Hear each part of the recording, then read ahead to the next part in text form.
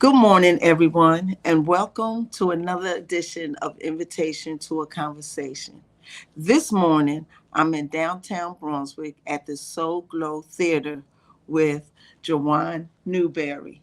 And so we're going to have a candid conversation of about who Mr. Newberry is and why we're doing this conversation at the Soul Glow Theater. Good morning, Mr. Newberry. How you doing? Doing all right. Good morning. You enjoying this summer heat? Yes, ma'am. Yes, ma'am. It's nice exercise weather. Okay. Um, Tell us about Juwan Newberry. Who you are? Are you from Brunswick? Yes, ma'am. I'm born and raised. I'm from Brunswick, Georgia. Um, it's a nice little small town. Everybody pretty much know each other. But me personally, I would like to say it's better to get outside the circle of people that you know to expand your life, and that's what formed my character, and the way that I grew up and the way that I am now. But a lot of that comes from just reading books and just wanting to see different in my environment. So as that person, I would say I'm persistent. I would say knowledgeable, more so like self education, and and it's a lot of perseverance with inside myself to make me like a strong person. So to sum it up, I say as a character, a strong person.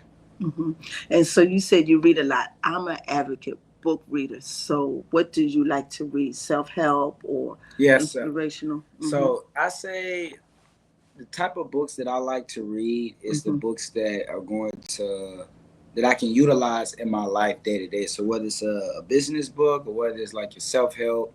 Recently, a book that I was reading is How to Win Friends and Influence People by Dale Carnegie, if I'm not mistaken. Okay. Uh, and right now I'm listening to that on Audible, and because it's more convenient for me, like when I'm on the go or doing something like this, I can listen to it on the way. But now when I'm sitting at home at the desk, I like to highlight and things like that. And but other than that, like when I'm sitting home and I'm reading a book right now, I'm on Seven Habits of Highly Effective People by Stephen Covey. I think that's how I pronounce his last name. Okay. Yeah. All right. All right. And so, reading your bio, I see that you are a youth advocate for the Boys and Girls Club. So, you being young yourself, how did you get interested in being a youth advocate and what's your mission and goal? Okay, so that kind of form where I remember one day I was talking to the old mayor, what's his name, Cornell Harvey, Mr. Harvey, and I used to go to his office a lot and speak to him. And he told me one day, he was like, "Man, I think you should go and speak to kids somewhere. Like you'd be a great motivational speaker." Then lo and behold, my sister, she had a surgery and stuff like that, so I had to come to the house and basically help take care of her and the kids, like for a month and 3 days to be exact. And then I'd be picking them up from school, and they used to go to the preschool at Burst Millette. And so when I would go there, I'd go to the Boys and Girls Club and just converse with the people there because I knew them before the first time I had worked there. And so I was kind of dated into coming back because they needed the help in a more structured environment and stuff like that. I know I bring a lot to the table when it comes to the kids. So that's what I did. And so that's how I got into it again. And then from that point, it's like my mission was to be someone for them that I wanted somebody to be for myself that I didn't have as a kid. Right? And so I bring books I read to them, teach them about Seven Habits of Highly Effective People, Rich Dad, Poor Dad, like financial literacy, some things out of 48 Laws of Power, not everything, but just to let them understand, have a greater understanding of what's going on around them and how, sometimes your friends can become your enemies, And the Yes. closest people to you, you need to understand that as a youth, because that's how I learned, and that was beneficial for me, within my life growing up. So now at that point, it's like I can decipher whether this is a bad situation, a good situation, and people don't have to use their mouth; they're using their body language. Oh, very good. Yes, and two things I like to say that friends do change. And I've always told my daughters and grands that Mm-hmm. where you started at in preschool, kindergarten, whatever, but as you evolve into middle school, high school, Mm-hmm. they can change because their journey is different from your journey Mm-hmm. and what they experience, Mm-hmm. and so that is correct. And also, you being relatable to the young kids because you're young yourself and they Mm-hmm. don't always have to look at someone older. Older. They can look at someone useful, Exactly. that looks like someone that just graduated with them Exactly. and everything. So they can be a relatable and they can see that maybe you understand what's going on Mm-hmm. better than people closer to Exactly. my age. And so, how long have you been doing that? So so for at this point, Mm-hmm. almost almost 2 years. Like November, like this no like November this year make 2 years. Okay. But I would say like I feel like my path there is kind of in a way kind of reaches toe because like I achieved the goals that I wanted to achieve Mm. with those kids, and and I wanted to see them get to the next level and change and become better people. So it's like sometimes when you reach your allotted slot that you aim for, Mm-hmm. there's no need to try to go over that. Um, Mm-hmm. Not all the time, but like Mm-hmm. sometimes it's okay too, but sometimes it's not, and you have to know when to stop Mm-hmm. because at that point it's like how long am I going to be at the same place and kind of holding myself back with the opportunities I have because I'm thinking about them, but now I Mm-hmm. have to think about myself Right. because everything that I'm telling them I have to go and live it and show them Yes. so I can come back and help them when Yes. I know they ain't got nobody else to help them. What's going to really give them that type of rapport or connection? Mm-hmm. So the main thing is for me to do what I say I'm going to do. But in order for me to do that, I can't be in the same place you are. Mm-hmm. And they'll remember you the older they get. Mm-hmm. Something you and I've always told, as I was raising my daughters, if they ask you a question, give them an answer Mm-hmm. and tell it on their level. They may not remember it all, but they're going to remember something from it Mm-hmm. to comprehend it and do what they need to do. And so, your other interest is acting. Mm-hmm. Now, was acting your first career choice? How did you get into that? Also, okay, so as far as acting, it wasn't typically my first career choice, Mm-hmm. but as a kid, I always knew my career would be in entertainment Okay. because at the age of 5 years old, I picked up on my natural talent for music. I started reading books around 6 years old, but like chapter books. But all that formed from my auntie Eileen, and she's still alive today, and she's a great factor in my life. Honestly, I call her my mom because she's like the first mom I ever knew, and and so from that point, it's like be able to like master my emotions and things like that, and just always wonder like what goes on behind the scenes. How do they watch TV? How do they do that, or how do they do this? Right. So it kind of played upon my mind. So eventually, I started.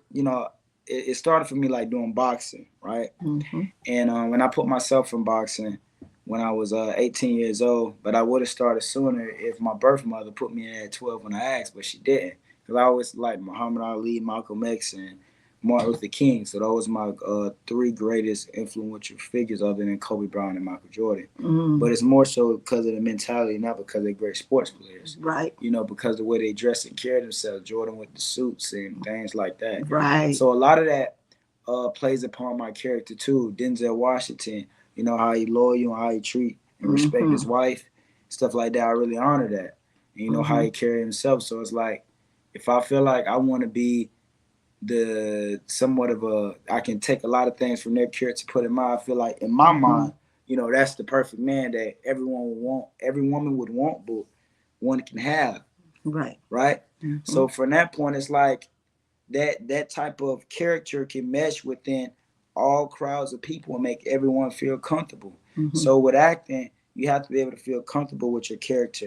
You Mm-hmm. have to be able to have the people, believe that you're that guy. Mm-hmm. So from that point, is back in 2017 when I got hit by a car, and the car came at me at 70 miles per hour. It was a hit and run, It was on Saturday, June 3rd, actually. And and so I was on my last jog of the night, and I was coming back to the house, and I'm crossing the street, and the car came out of nowhere, it swerved towards me, and left me for dead in the street. It's around like 10:30. It was about like 10:30 at night. This was intentional? I would assume so. Did you know the guy? No, I didn't know him. Wow. Did they ever find him? Did you report it? No, it was reported, but the officers, the police department, they didn't really put too much into it. But I would say it's this one cop. I forgot his name. I forgot from what county, but it's this one cop. It's a white cop. He's from a whole different county. He was more focused on getting the people who did it, other than the Brunswick Police Department. Sorry to hear. I'm glad you're sitting here today to tell your story. Thank you for that. Sorry to hear that. And so from that point, it's like after I got hit by that car, it's like I lost the fight within myself and within life, and also with boxing, because holding so much stuff together and trying to manage this and manage that, and it's a lot of sacrifice to take that for me to really get to that point. I was training, exercising, 3 times a day, 7 days a week, and because I was going to Atlanta to train with Evander Holyfield. That happened. Me getting hit by the car happened Saturday, and I was going to leave that Sunday to go train with Evander in Atlanta. And it hurts even more because I'm the one that got myself the opportunity. Right. And how that happened via social media. He ended up following me or whatever. And I just said, man, it gotta be God. Because I put in the work, and I remember I prayed about this. Like, I don't know how I'm going to get this opportunity, but I know my intentions. I'm just putting the work, and the universe bringing the opportunities to me. And lo and behold, that happened. So I ended up messaging him, and he tried to send me to his assistant. And I told him straight out, like, man, I don't want to talk to you, sis. I want to talk to you. And after that, and how the acting part, because I know it's kind of long-winded, but that part of the story is important because it led me to that. Okay. So if I didn't get hit by that car and I wouldn't have went through those emotions and kind of gave it up, I wouldn't have got here. So I remember I went to the Muslim bookstore. I was talking to this woman. She's a 3rd-generation Muslim named Sister Hadija. She no longer lives here. She lives somewhere on the farm. And she told me, I said, it's my career path and I'm intending to get back on. Is that the right one for me? I never met her in my life. She never knew I did boxing. She said no, and it had something to do with being very, very physical. She said you'll reach your goal much higher in doing and being something creative. Lo and behold, on stage, I never took the acting class, or I have no prior knowledge of acting. But when I got on stage and did my first show, which was a big role, the audience, the people here, they thought I've been doing it for years. So it's like a natural talent. I have no problem remembering the lines, reading the script, or kind of remembering other people's lines and things like that. And so it's fairly easy. It's like punching a punching bag, dribbling basketball, So, and from that point, it's like, lo and behold, here I am, and I think it's just a part. It's just a part of my character. It's just something else that God gave you a talent and skill for that you tapped into. Exactly. And so that's awesome. And that's one of the things the local pastor always says is that, don't take people by what you see, like you mentioned Denzel Washington and his wife, because you don't know how he got to where he's at, because he had to have some experience in order to give back the way he did. You know what I'm saying? And he started in the Boys and Girls Club. Yeah, exactly. And so before we close our conversation topic on your acting, what type of actor do you want to be? Drama, comedic? What type of actor? I say, I like comedy, but I really like serious drama, like real intense, like crime, like action. It's kind of like a mixture between like Denzel or like Will Smith, in that area, like a mixture between those two. Okay, so who's your favorite actor and actress? Okay, well, it's hard because like Will Smith and Denzel are my guys, but if I had to choose one, Will Smith did a great job in Ali. Okay. And and Denzel did a great job in Hurricane, but that's That's a hard pick for me. So you can't do Drink Champs. You ever watch Drink Champs? Yeah, I and watch Drink Champs. They said that you had to take a drink if you can't choose. Yeah. I should have drunk all my water. My water gone. My water, let me take it. Yes. But I say Denzel Washington. Okay. Denzel. Okay. All right. You said you're a huge believer in people following their dreams, and you wish all people would do the same as you. Explain that. So, what I mean by that is like, I see a lot of people. Or, for example, I remember for a short period of time I worked at the hospital, right, as a transporter. And then with me, it's like I have this natural thing of making people feel comfortable and needing for them to express themselves with me, right? Even if I don't prompt myself to do so. But I'm a great listener too, and I do care about other people's feelings and emotions. And so I remember, like, as I'm transporting these people, a lot of these people, they can't move, like bed rest, things like that. So it's like, it's hard for them to really do what we're doing right now, walk up on the stage and things like that, communicate well and things like that. So, but I would ask them, I say, I have conversations when they tell me about their life. I ask them, what was their biggest regret that they ever had within their lives? And I ask them that question so I can have some type of feedback for myself, right? To not what to do, and so I won't make the same mistakes. And I always say they didn't do what they want to do with their lives, right? But now at this point they can't because of the health condition that they're in, right? And so for me, it's like I always looked at it like, man, I can't be that person. Even from growing up, my environment around me, partially growing up in the projects and, with the violence and guns and drugs and stuff like that, and I always seen what I didn't want to be like. Not never what I wanted to be. And so I had to form that own image and look at these other characters and figures within history, like, that's what I need to be, because I want to achieve greatness, and that's the most important thing for me. And I see the toll it takes on people when they get older in life and they have these regrets and things like that, and how people tell me, "Hey, man, keep going with that." And you got the stuff, you got it, you got it. Even a woman, Dana Manoff, she played in Grease. She won a Tony Award and everything. I went to acting class with her at Tybee Island. This actor 2 shows. After I performed 2 shows already, and she told me when she saw me, like, she told me, look me in my eye, like, you got it. And she's been doing this her whole life. She grew up in the business, things like that. So if a person that magnitude tell you that, keep going. And the last thing I want to do is stop this and regret it and wish or think like I could have done that. And that'll kill me more. And also, to add on to that point of the question that you asked, is like, I can't look a kid in their face, or if I ever have kids, I do want them. If I ever have kids, look in their face and say, hey, follow your dreams, when I didn't do so. Because at that point, I'll be a liar and a coward. Right. Because I didn't do it. Right. So how can they respect me? How can they respect their own father? If that was the case, so I'm like, I can't be that person. I just can't. And also the kids at the Boys and Girls Club, I tell them the same thing. So I have to go out and do this because they're gonna be like, man, coach, I thought you said you was going. I don't want to hear that. So before I hear that, I'd rather go for it, and I'd rather try and fail than to say not try at all. Exactly. Because truth is the best thing, and in order to something to be truthful, you had to have the experience or the evidence in order to pass it along. Because you can't pass something along that you don't know anything about, which a lot of people do, which how it becomes fake news or rumors or whatever. And so you're giving them the authentic information because it's something that you experience personally that can help them. Exactly.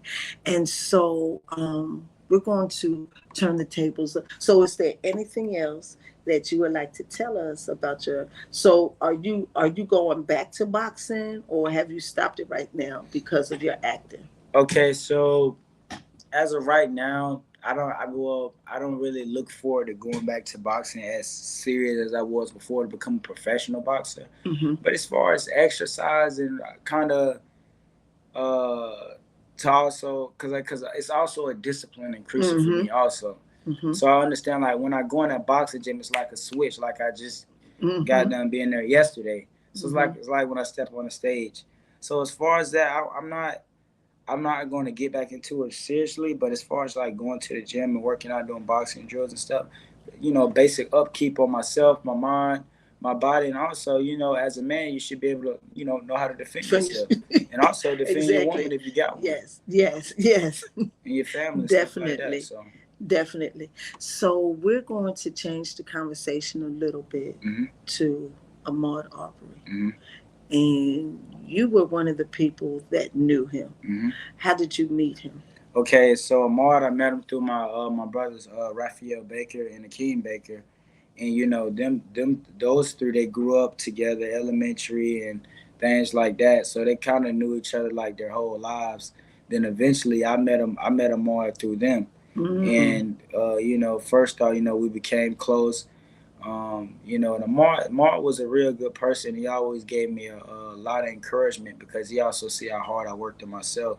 And as at a young age, I was always like super serious, and and it's like it was a real close, tight knit group. We'd work out together, go to the gym early in the morning, do all those things and challenge each other, and it just be us all the time, all together, and so it was, it's I wouldn't say it's weird talking about it, but it just it's like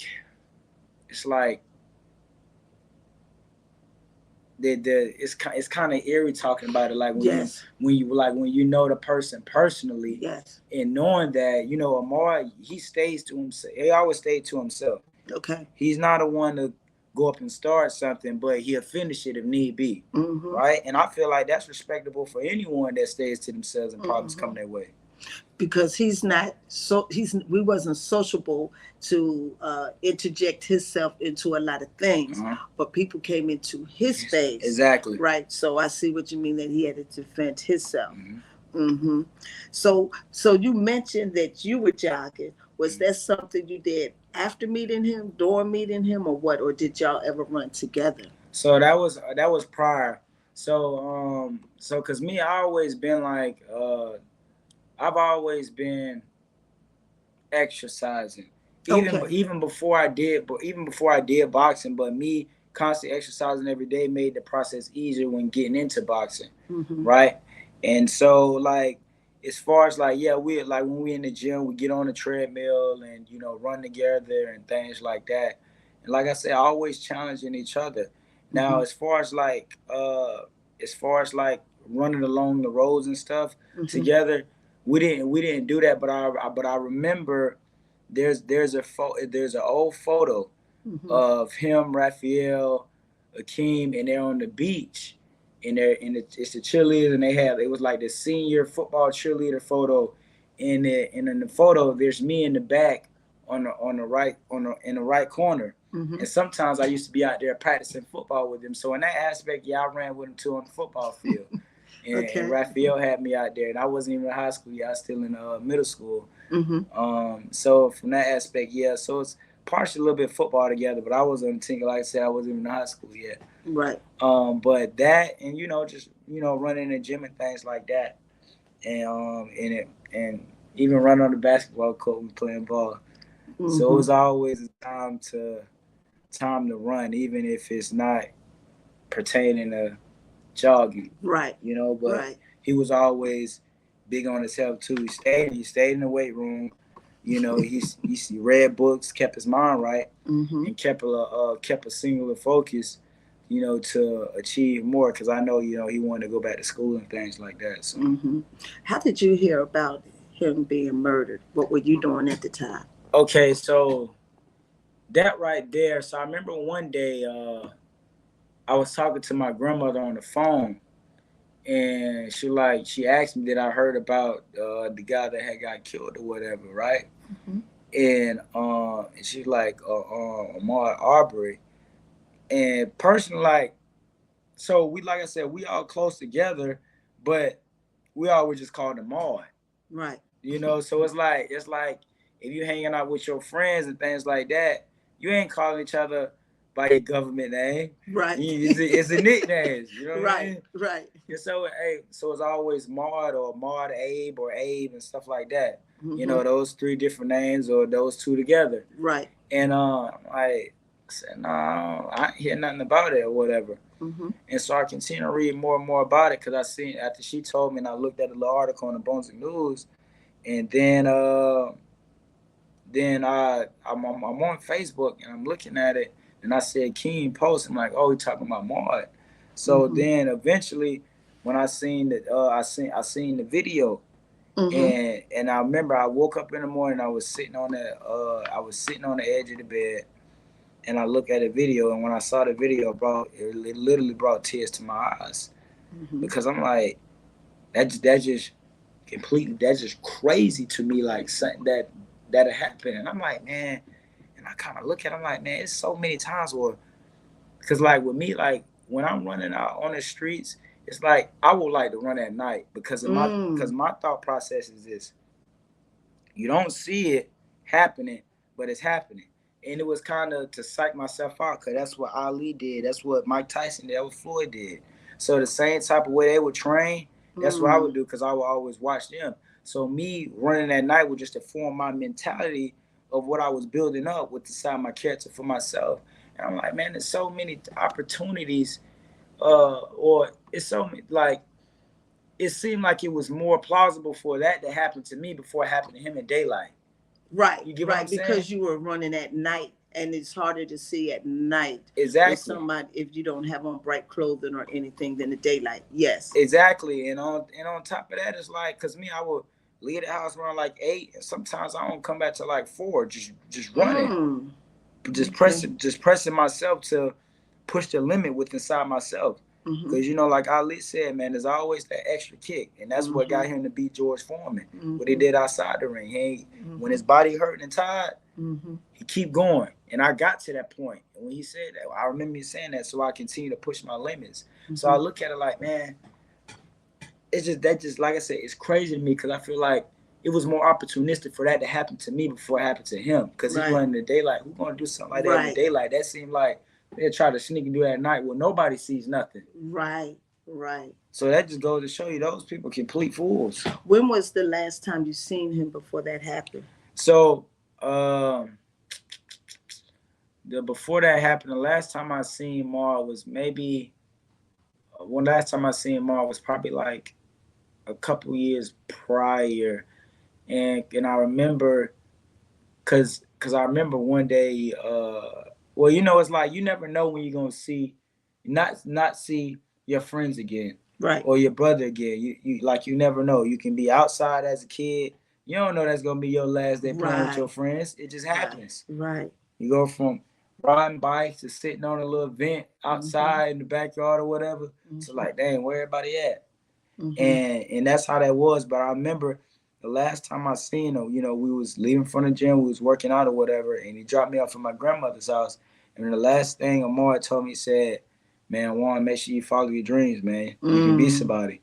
And it was always that type of encouragement. And that's the last words Maud ever said to me. And I remember I used to ask Akeem, like, man, what's Maud at? And, you know, Akeem, like, he's kind of vague in his answer when he don't want to give answers or try to somewhat make a joke to kind of sidestep the question. Right. You know, so I sensed that. And he said something, and I thought he was just kind of kidding, like, when he said what he said. But lo and behold, to confirm, like, I had a cousin that lived with him all, and he did nothing but confirm what, you know, Akeem had told me. And at first I thought he was just talking, because the way, you like I say, he liked to bypass, he'll make a little joke to make it a non-serious moment. Right. And you think he just, you know, you just talking. Right. You know what I mean? And I know his character, so it's like, but once my cousin Tim confirmed that, and he was living in the house with him and all this certain stuff was going on that people don't know, it's like, wow, that's, you know, it's a crazy thing. And I remember one day, me and my grandmother, we was going across the Signal Bridge and going out there towards like where the port is at, like BMW, stuff like that. And I seen Ahmaud, I'd probably say like maybe like a month or two before this happened, and he was walking in the meeting, like in the middle of the road, and he had in the same outfit that he had on when he was running when he got when that happened to him. That's the same fit he had on when I seen him, and I'm like, and that's the first time I seen him in a long time, and I was looking out the window. I was like, Grandma, that's Maud, and but he had like a chain on his neck or something like that, and I'm like, man, that's not the person I remember. You know, so it's something that had to happen to him for that to happen. But you know, once I found all this information, I'm like, okay, that's what happened. But that there's more, so that expands well beyond just like the physical realm. You know, and it's definitely not no drug stuff how they try to put on him either. It's not that. So. Right. Your thoughts when you heard the murderers wanted to appeal their case? Uh, Foolish, blasphemy. Um, yeah. You know, the appeal took place took place this week here, June the 5th. I wasn't aware of that. I wasn't aware. So since that happened, how do you view friendship now? Um, how do I view friendship? Yeah, because you said, and being at a certain age, the older you get, like you said, you could be with somebody that day, that second, that minute, next thing you know, they're gone. And so for you to be so young, how do you view friendships as getting close to people? Because this world is really changing rapidly. So I would say, I view it as like that situation did nothing but confirm like certain views I've always really had and I had to form for myself as a kid. So I kind of view it the same as like you value the good people in your life because you never know when you're going to lose them. And partially I learned a lot of that from my auntie Eileen or and my grandmother Darcel. Uh, you know, value what you have, appreciate what you have before it's gone.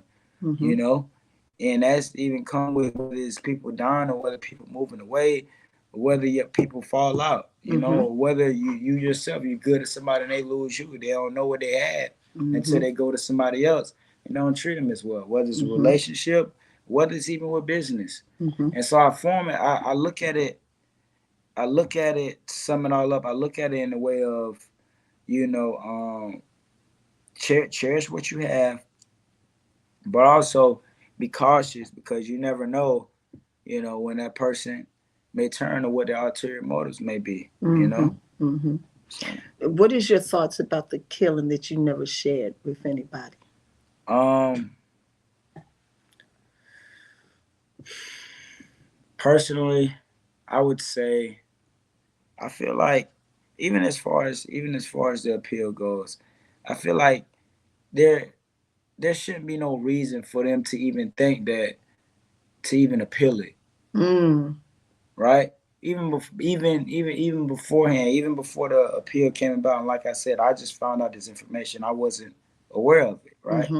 But even now, even just now knowing it, like you know you did wrong. It's on tape. Just do your time. You did the crime. Yes. That's what you would tell other people when you was a Yes. cop. Yes. You know? Yes. So it's like you need to hold that same standard for yourself and be a man. Because you was man enough to commit this, be man enough to hold it down and sit in that cell for the rest of your life. So to wrap up our conversations, I have two last questions for you, I believe. What is your advice to, you said, because you didn't mention much of how you grew up, but what would you give young children advice of following their dreams, and if they grow up in what they considered not a normal setting or a normal environment, to keep going? Okay, so I can touch on okay. So from that point I would say like, so with me how I grew up, it really wasn't the best. 2 days out of the hospital, my mother gave me up. She didn't want me. So my auntie Eileen, she took hold of me and I stayed with her until I was 5 years old. And from my grandmother's standpoint, she said they would drop me off to my birth mother's house, I thought she was a babysitter. I didn't even know she was my mother. And so, Okay, I don't mean to laugh, but that's funny though. Yeah, They were trying to connect you without even knowing yeah, who she was to you. yeah. And so they say I thought she was a babysitter, and so but that's like that disconnect there. And so from that part, it's like with my auntie Eileen, she began that she needed to work more and things like that. So she just didn't, and nobody to keep me.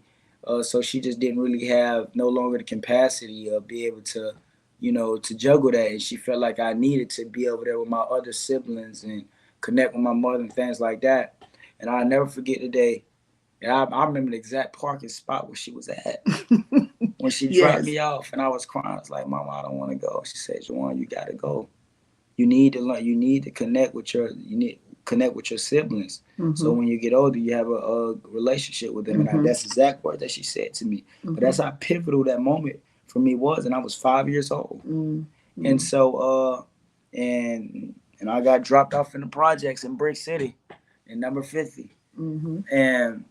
And I'll never forget, I even that first day wasn't so well for me. And so from that point, I always had got a lot of flack, a lot of negativity in that environment, and from my mother also. And I know it's a lot of certain things that they wouldn't want me to talk about, but at the end of the day, it's like partially in certain different ways. I say eventually this is going to come, right? Because it's your healing, and it's the truth. It's just truth and your healing. And mm-hmm. also, so like I wouldn't say it's completely all bad, but the majority, she wasn't the best, like she wasn't the best mother. And there was a lot of I would say overly overly extended of physicality in a lot of certain ways. And at one point it's like I had to defend myself. Mm-hmm. And also it's like I have an older sister, I have an older brother, I have a younger brother. My younger brother's always been a favorite, right? Mm-hmm. But I never gave my younger brother no flack because even at a young age I understood that that wasn't his fault, that wasn't his doing. Right. And so eventually my older brother Carlos, he left early on to move with our grandparents. So I had nobody to be a big brother to me until I met Raphael. Mm. And Raphael's my stepbrother. But I call him my brother because he's more my brother than mm-hmm.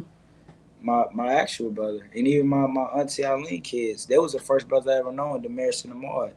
Mm-hmm. And so, but from that point, but being over at her house, it was like a sense of relief and getaway because she taught me how to respect myself. She taught me how to respect women, mm-hmm. right? And that's why I have major respect for women. And that's why I'm a lot more patient with women. I promise. Okay. Because without that influence, mm-hmm. based on what I seen, I would have been just like those other guys. Mm-hmm. But mm-hmm. the fact that she instilled that within me, that's why I'm like that. Even like with my grandma Darcel on how you have to love yourself. You have mm-hmm. to appreciate yourself. Just because somebody else did something, you don't mean you have to feel and think that way about yourself. Mm-hmm. The encouragement and the belief. And also my auntie Deborah, she was a hardcore Jehovah's Witness. Okay. And I can honestly admit, sometimes I hated going to her house. Right. Because it's gloomy and it's trying to do this, do that. Right. But her main thing was to teach me discipline. And when she was giving me spanking, she said, discipline, Joanne, I'm trying to teach you discipline. Mm-hmm. And it works. Mm-hmm. Right? And so I say those other women within my life, or even my stepmom Tasha, like the hustle and bustle, how she always doing this. Mm-hmm. And so I remember someone got that from her, and I was taking snacks from the house and selling them in school. Right. And so what advice would you give if you met a young man or a young lady that was coming from mm-hmm. the background that you have? What advice would you give them? I would say put your head in a book, right? Mm. Put your head in the book so you have a greater understanding of what's around you, and also spend a lot of time with yourself so you can figure out who you are, because that's what I did. And so from that point, nobody can tell me who I am because I already know who I am and know where I'm going. But the books are nothing but to give you more knowledge, and you got to think about a book like this, right? Not just something full of pages, right? Because books and money made out of the same material, right? So think about this: money is power, but also it's knowledge. But what if you have the knowledge to get infinite money?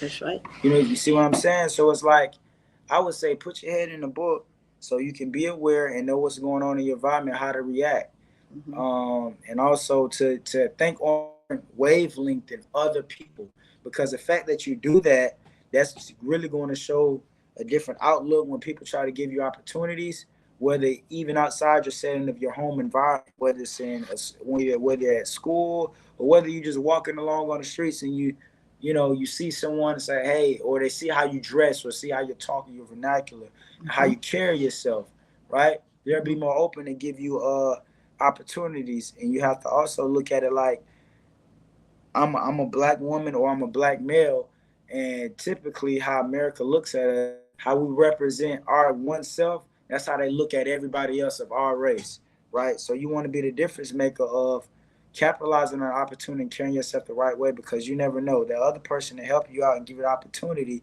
they may have been reluctant before, but based on how you dress and how you carry yourself, they're not. So when another person that look like you come for opportunity or need something or need assistance to help, whatever it may be, they're not going to be opposed of that, because based on how they see you, so they're more willing to give somebody else another chance or opportunity that looks like you, because of the value that you have for yourself, and that it killed the notion that, oh, they're all the same, or they hang around with it, got their pants sagging and all this other stuff that's about black people that typically isn't true. Because when we look at other people, we don't look at it, oh, that one person representing that whole race. We don't do that, right?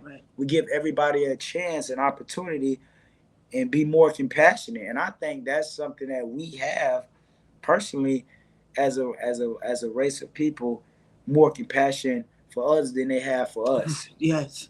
Right? And Yes. sometimes me personally, I kind of see it as a problem, because I said, yeah, compassion is cool, but you got to see it as a spade for a spade. You got to see it for what it is, right? Yes. Because how many times you gonna turn your back when somebody keeps stabbing you in it? Or you're going to extend that olive branch and they just snap it in half. Exactly. Every time, and think, oh, they're gonna. Right, we're going to jump back. And so to conclude our conversation, I started off this morning to saying that we're at the Soul Glow Theater downtown Brunswick. So Mr. Newberry, tell us about your part of the Soul Glow Theater downtown and what's coming up next. Okay, so my part in the theater, is to come and put on a great show. As Young Denzel, that is my nickname. And people do call me that, actually. But yeah, there's a show tonight at 6:30, and I think if you're local here in the area, you should come and attend. And it'll be a very great show. As far as the outlook past this, my focus is like film and television, and also movies. And I look to expand on that. Once I make my transition out of Brunswick. Um, yeah. Okay. So, Mr. Newberry, thank you for accepting my invitation to a conversation. Yes, thank you. I think I'll come to your show tonight. Okay. And so keep in touch. And before you transition, let's have another conversation and let me know where you're going from here and what you will leave behind for your legacy in Brunswick, Georgia. Yes, ma'am. Until the next time, thank you for tuning in to Invitation to a Conversation, and you continue to have a blessed Saturday. Bye-bye. Thank you.